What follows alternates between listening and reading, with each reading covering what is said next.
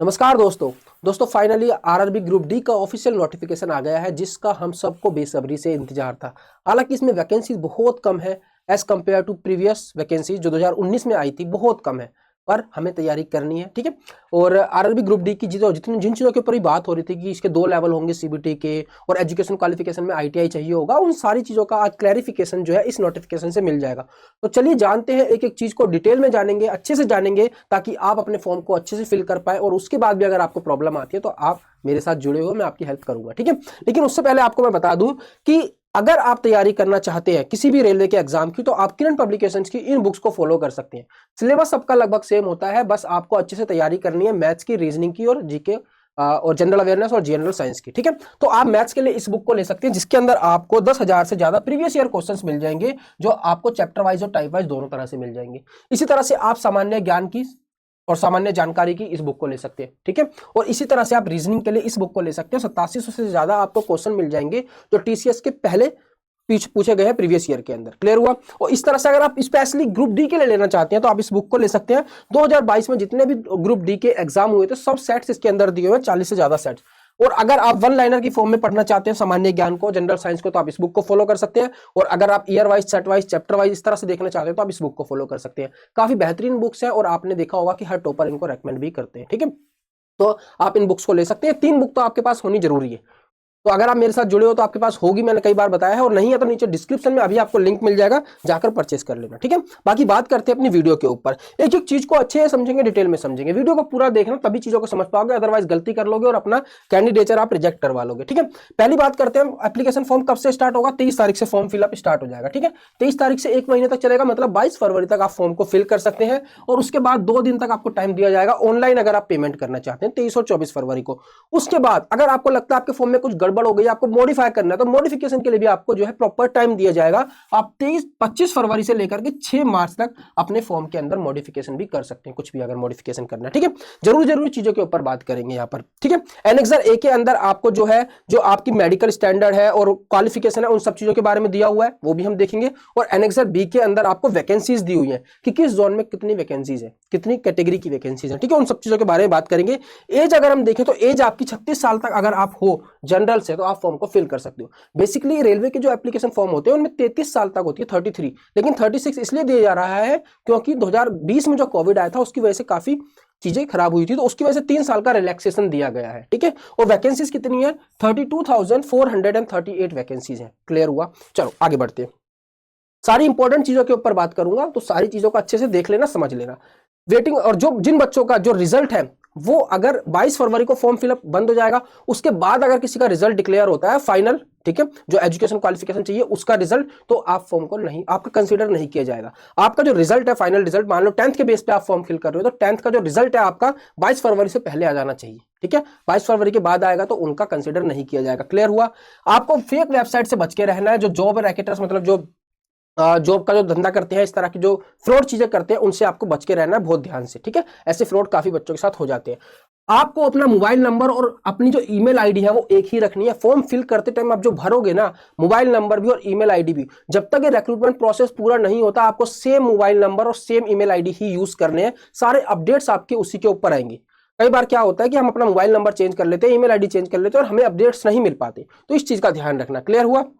सारी की सारी इंफॉर्मेशन आपको एसएमएस और ईमेल से मिल जाएगी।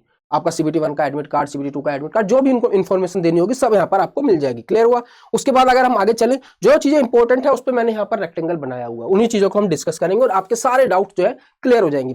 फॉर्म फिल करते टाइम जो एक पहले आपको अपना अकाउंट बनाना पड़ेगा। अकाउंट बनाते टाइम उसके अंदर जो आप इंफॉर्मेशन फिल करोगे ना, ध्यान रखना वो इंफॉर्मेशन आप मॉडिफाई नहीं कर सकते हो। मैंने अभी आपको बताया कि मॉडिफिकेशन का फॉर्म ओपन होगा 25 फरवरी से 6 मार्च तक, लेकिन उसके अंदर आप उन चीजों को मॉडिफाई नहीं कर सकते जो आप क्रिएट एन अकाउंट के टाइम पे फिल करोगे।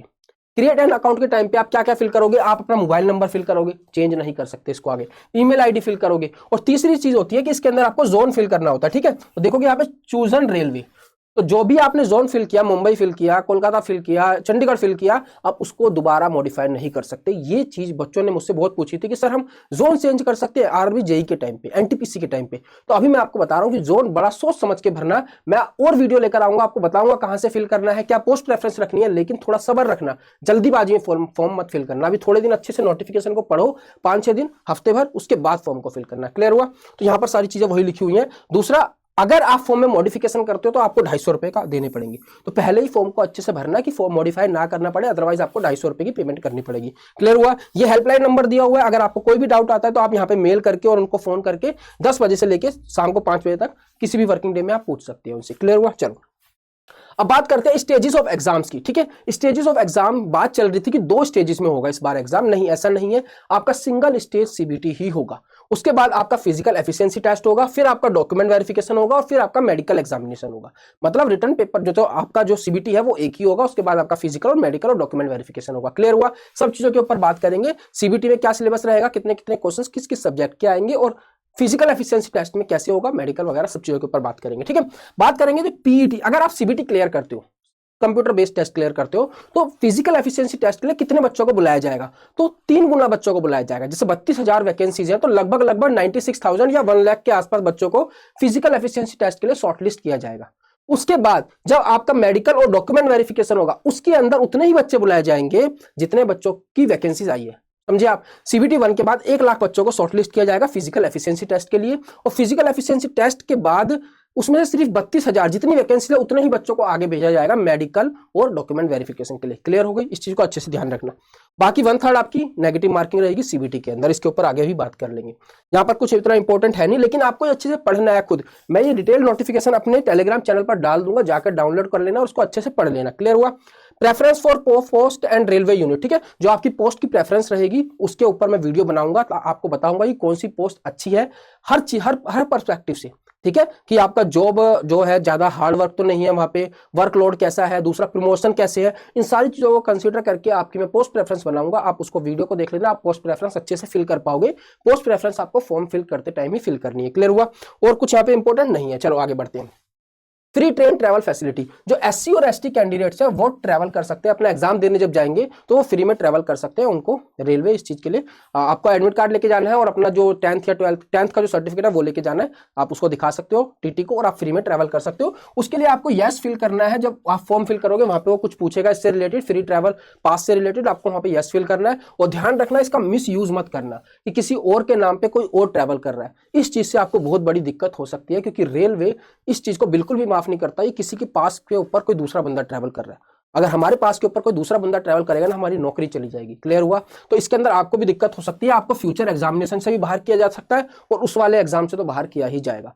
तो इस चीज का बहुत ध्यान रखना। ठीक है, मेडिकल स्टैंडर्ड्स, ये सारे मेडिकल स्टैंडर्ड्स होते हैं जो अलग अलग पोस्ट पे अलग अलग होते हैं। ठीक है, तो इन्होंने कैटेगराइज कर रखा है इसको A2 A3। A2 के अंदर आपकी जो विजन है इतनी होनी चाहिए, A3 में इतनी होनी चाहिए। अब पोस्ट के हिसाब से कौन सा आपका मेडिकल स्टैंडर्ड होगा वो लिखा होगा नीचे। जब आप पोस्ट का जो पैरामीटर देखोगे, पोस्ट की जो वैकेंसीज देखोगे वहां पे कि कौन सी पोस्ट पे कौन सा मेडिकल स्टैंडर्ड चाहिए, वो भी आपको दिखा दूंगा। ठीक है, क्लियर हुआ? चलो, तो ये B1 B2 C1 C2 category है। तो ऐसा नहीं है कि अगर आपके चश्मा लगा हुआ है तो आपकी जॉब नहीं लगेगी। मेरे भी चश्मा लगा हुआ है। ठीक है, मैं कौन सी कैटेगरी में आता हूँ, B1 या B2 में आता हूँ, इसमें से A1 A2 की पोस्ट से मैं बाहर हो गया था मेडिकल के टाइम पे। तो अगर ऐसा आपकी चश्मा लगा हुआ है, थोड़ा सा आपका नंबर ज्यादा है, तो घबराना नहीं है, आप इन पोस्ट के अंदर क्वालिफाई कर सकते हो फिर भी। क्लियर हुआ? और कुछ यहाँ पे इंपॉर्टेंट है, जिन लोगों का लासिक ऑपरेशन हो रखा है, जिन्होंने अपना आई का ऑपरेशन करा रखा है, वो सिर्फ 2 पोस्ट पे, जिन पोस्ट पे A2 और A3 मेडिकल कैटेगरी मांगी गई है, वो उन पर एलिजिबल नहीं होंगे। बाकी जहां जहां पर B1 B2 C1 C2 चाहिए वहां पर आप एलिजिबल हो, अगर आपने लेजर ऑपरेशन कराया हुआ है। तो उन बच्चों को भी बिल्कुल डरने की जरूरत नहीं है जिन्होंने लेजर ऑपरेशन कराया हुआ है, आप एलिजिबल हो इन सारी पोस्ट के ऊपर। क्लियर हो गया? चलो, और कुछ यहाँ पे इंपॉर्टेंट, हाँ, ये मैंने एज का आपको बता दिया है कि आप 18 से 36 साल के हैं, उस रेंज में आ रहे हैं तो आप फेल कर सकते हैं फॉर्म, अगर आप जनरल कैटेगरी से। लेकिन अगर आप किसी और कैटेगरी से, ओबीसी, एससी, एसटी या पीडब्ल्यूडी कोई भी कैटेगरी, तो आपको एज का रिलैक्सेशन मिल जाएगा। कितना? आप देखोगे ओबीसी के अंदर 3 साल का रिलैक्सेशन होता है, ये हर जॉब के अंदर। तो यहाँ पर अगर 36 साल बोला गया, तो अगर आप ओबीसी से हो तो आप 39 ईयर्स तक फॉर्म को फिल कर सकते हैं। और एससी एसटी में 5 साल का रिलैक्सेशन दिया जाता है, इसका मतलब 36 और 5 41 ईयर्स तक अगर आप एससी एसटी में हो तो फॉर्म को फिल कर सकते हैं। ठीक है, तो ये काफी अच्छी चीज है। बाकी और कैटेगरीज की भी यहाँ पे दिया हुआ है किस किस को कितना कितना रिलैक्सेशन मिलता है। क्लियर? चलो आगे बढ़े, अगर डेट ऑफ बर्थ, अगर मैंने जो बताया आपको एज जो है आपकी कितनी होनी चाहिए, उसके लिए उन्होंने बता दिया कि अगर आप अनरिजर्व और ईडब्ल्यूएस में 2 जनवरी 1989 से पहले का आपका जन्म है तो आप फॉर्म फिल नहीं कर सकते, क्योंकि उससे पहले का जन्म होगा तो वो 33 ईयर्स से आपका 36 ईयर्स से वो ज्यादा हो जाएगा, ठीक है। तो आप इससे पहले का आपका बोर्न नहीं होना चाहिए। ओबीसी के लिए 2 जनवरी 1986 से पहले का बोर्न नहीं होना चाहिए। एससी एसटी के लिए 2 जनवरी और 1984 से पहले का बोर्न नहीं होना चाहिए। ये सारी चीजें मैंने डिटेल में पहले ही बता रखी हैं। ये सारी डेट्स मैंने आपको बता दी थी कि इन डेट से पहले आपका जन्म नहीं होना चाहिए। मैंने ग्रुप डी के ऊपर डिटेल नोटिफिकेशन के ऊपर पिछले महीने एक वीडियो बनाई थी, आपको सारी चीजें अच्छे से समझा दी थी। ये चीज तो मैंने तभी बता दी थी कि डेट जो आएंगी यही डेट आने वाली है। क्लियर हुआ? चलो, इसके अलावा इंपॉर्टेंट दिया हुआ है यहाँ पर एक चीज, हाँ, जो आप अपना डेट ऑफ बर्थ फिल करेंगे ना एप्लीकेशन फॉर्म में, ध्यान रखना, बड़े ध्यान से फिल करना। जो आपका 10th के सर्टिफिकेट के अंदर या एसएसएलसी या इक्विवेलेंट सर्टिफिकेट या मैट्रिकुलेशन, ये जो 10th का सर्टिफिकेट है, इसके अंदर जो डेट ऑफ बर्थ है वही आपको अच्छे से फिल करनी है। क्योंकि अगर ये आपने गलत भर दी, एक बार को नाम गलत फिल कर दिया, पापा का नाम गलत फिल कर दिया, मम्मी का नाम गलत फिल कर दिया, वो चीजें चेंज हो सकती हैं, उनका एक इलाज है, एफिडेविट लग सकता है। लेकिन अगर आपने डेट ऑफ बर्थ चेंज कर दिया ना तो आपका फॉर्म रिजेक्ट हो जाएगा, आपको डीवी से बाहर कर दिया जाएगा, आपको जॉब नहीं मिलेगी। ध्यान रखना इस चीज का। ये हर कोई आपको नहीं बता रहा होगा, हर कोई बस नोटिफिकेशन खोल के उसी टाइम पे जो चीज समझ आ रही है पढ़ के बता देगा। ये इतना डिटेल में आपको कोई नहीं बता रहा होगा। मैंने पहले इसको अच्छे से डिटेल में पढ़ा है, जो चीजें बताने की इंपॉर्टेंट है वो सब मार्क करनी है और फिर मैं आपको बता रहा हूँ, ठीक है। क्लियर? चलो, एग्जामिनेशन फी, अगर आप जनरल से हाँ, अगर आप मतलब जनरल या ओबीसी से है, हाँ जनरल से ओबीसी से और मेल है तो आपकी 500 रुपए लगेंगे। क्लियर हुआ? 500 रुपए। और अगर आप फीमेल है या फिर आप एससी एसटी है, एससी एसटी माइनॉरिटी से आप ट्रांसजेंडर पीडब्ल्यूबीडी इन सब में आते हैं तो आपके सिर्फ फॉर्म फिल करने के 250 रुपए लगेंगे। लेकिन उसमें से भी आपके पैसे रिटर्न हो जाएंगे, ये पूरे के पूरे 250 रुपए रिटर्न हो जाएंगे आपको अगर आप CBT 1 का एग्जाम देते हो। और जिन लोगों के 500 रुपए लग रहे हैं उनके 400 रुपीज वापिस हो जाएंगे अगर आप CBT 1 का एग्जाम देते हो। पर ध्यान रखना कि CBT 1 का एग्जाम दोगे तभी रिटर्न होंगे, तो एक तरह से आपके 100 रुपए लगेंगे। और जो फीमेल है SC ST है उनके सिर्फ 250 रुपए लगेंगे, ठीक है। और अगर आपने फॉर्म में कुछ गड़बड़ कर दी, फॉर्म रिजेक्ट हो गया, तो उस केस में आपको कुछ भी वापस नहीं मिलेगा। इस चीज का भी ध्यान रखना, ये पॉइंट भी यहाँ पर लिखा हुआ है, पढ़ लेना। क्लियर हुआ? चलो, यहाँ पे कुछ इंपॉर्टेंट नहीं है, यहाँ पर दे रखा है कि अगर आपकी पेमेंट से रिलेटेड कोई प्रॉब्लम आती है, ट्रांजैक्शन में कोई दिक्कत आती है, तो आप SBI के इन नंबर्स पे कांटेक्ट कर सकते हैं, इन मेल आईडी पे कांटेक्ट कर सकते हो। क्लियर हुआ? अगर आपकी ट्रांजैक्शन में कोई दिक्कत आती है कि आपका पैसा कट गया और पेमेंट नहीं हुई, पेमेंट सक्सेसफुल नहीं हुई, इन सारी चीजों के लिए। क्लियर? चलो, अब एक चीज और ध्यान रखना कि आपके जो सर्टिफिकेट्स हैं, जो भी लोग कैटेगरी का यूज करेंगे, SC ST OBC EWS, उनको अपने सर्टिफिकेट बहुत ध्यान से देखने की, वो अच्छे से बने होने चाहिए। और जो आपकी कट ऑफ डेट है, कट ऑफ डेट मतलब कि 22 फरवरी जिस दिन फॉर्म फिल करना बंद हो जाएगा, उससे पहले के आपके सर्टिफिकेट्स होने चाहिए। उसके बाद अगर आप कुछ मॉडिफिकेशन कराते हो या उसके बाद बनवाते हो तो वो वैलिड नहीं है।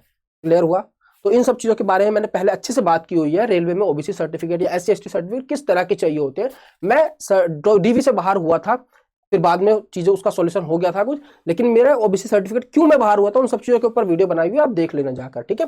दूसरी चीज फॉर्मेट, इनके फॉर्मेट बहुत जरूरी है कि अगर आप OBC का सर्टिफिकेट यूज कर रहे हो, मान लो, तो OBC का जो रेलवे का फॉर्मेट है उस फॉर्मेट में आपका बना होना चाहिए। अब फॉर्मेट से क्या मतलब है? फॉर्मेट के लिए एक स्पेसिफिक कुछ पैराग्राफ होता है, वो सेम एज इट इज आपका सर्टिफिकेट में होना चाहिए।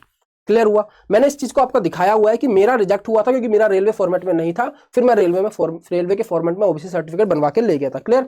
चलो, क्लियर हुआ? तो इन चीजों को अच्छे से देख लेना। हाँ, क्लोजिंग डेट ऑफ सबमिशन से पहले का आपका सर्टिफिकेट बना होना चाहिए। चलो आगे बढ़ते हैं, थोड़ा जल्दी जल्दी देखते हैं ताकि चीजें जल्दी जल्दी हो, ठीक है। हाँ, दूसरी चीज, अभी थोड़े दिन पहले एक नोटिफिकेशन आया था जिसके अंदर बताया था कि अगर आप बिहार से बिलोंग करते हो, ST SC से हो और आप इन सारी कैटेगरीज में आते हो, पैन, सवासी, पंड, प्रांतीय तत्वा, तो आपका जो सर्टिफिकेट है SC ST का वो 1/12/2024, 1 दिसंबर 2024 के बाद का बना होना चाहिए, ठीक है। इस चीज को ध्यान से पढ़ लेना, इस पॉइंट को क्या लिखा हुआ है, इसके ऊपर पूरी वीडियो मैंने बनाई हुई है। चलो आगे बढ़ते हैं। अब यहाँ पे कुछ इंपॉर्टेंट है नहीं, जल्दी से आगे चलते हैं।